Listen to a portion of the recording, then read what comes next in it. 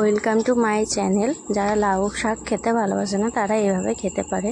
আমি 1 কাপ চাল 1 কাপ ডাল মিক্সিতে পেস্ট করে নিয়েছি আর পরিমাণ মতো একটা বাটিতে নিয়ে নিয়েছি 2 চামচ নুন, 1 চামচ হলুদ গুঁড়ো, 1 চামচ বেসন আর একটু খাওয়ার সোডা দিয়ে আমি মিক্স করে নিলাম। এবার আমি 5টা আলু সেদ্ধ করে নিয়েছিলাম, লাউ পাতাগুলো একটু সেদ্ধ করে নিয়েছি, 3টে কাঁচা লঙ্কা আর অল্প কটা ধনেপাতা নিয়েছি। বাদামগুলো আমি একটু নেড়ে চেড়ে তুলে নেব। তুলে নেওয়ার পর ওই কড়াইয়ে 1 চামচ তেল দিয়ে নারকেল কুচিগুলো আমি ভেজে নিয়েছি। ভেজে নেওয়ার পর ওগুলো আমি তুলে নেব। তুলে নিয়ে ওই কড়াইয়ে আমি 4 চামচ মতন তেল দিয়ে 1 টিস্পুন জিরে দিয়ে দিলাম।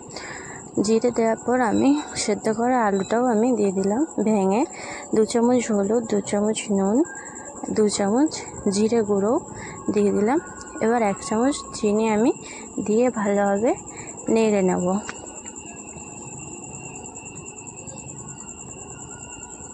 এবার লঙ্কাগুলো আমি কুচিয়ে নিয়েছিলাম সেটাও আমি দিয়ে দিলাম।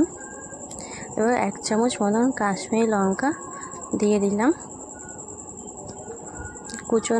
ভাজা নারকেলগুলো আমি দিয়ে দিলাম। ভালোভাবে নাড়তে হবে, হলুদের একটা গন্ধ থাকে সেটা যাতে চলে যায়। বাদামগুলো আমি ভেঙে নিয়েছিলাম সেগুলোও দিলাম, আর একটা ভাজা মশলা করেছিলাম সেটাও দিয়ে দিলাম। ধনেপাতা কুচিয়েছিলাম সেটাও দিলাম, দিয়ে ভালোভাবে একটু নেড়ে চেড়ে নামিয়ে নিলাম। ঠান্ডা হওয়ার পর আমি লাউ পাতার মধ্যে পুরটা ভরে দেবো। লাউ পাতাটা উল্টো করে নিতে হবে।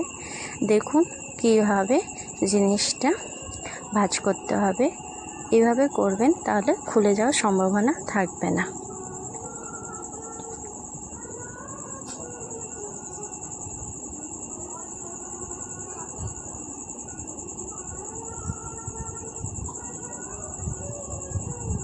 খুলে যাওয়ার যদি সম্ভাবনা মনে হয় আপনারা টুথপিক দিয়ে আটকে দিতে পারেন।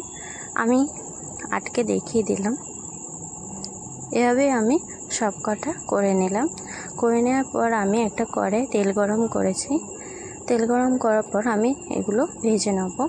আঁচটা মিডিয়ামে রাখতে হবে, ভালোভাবে ভেজে নেব। খেতে কিন্তু খুব সুন্দর হয়েছিল।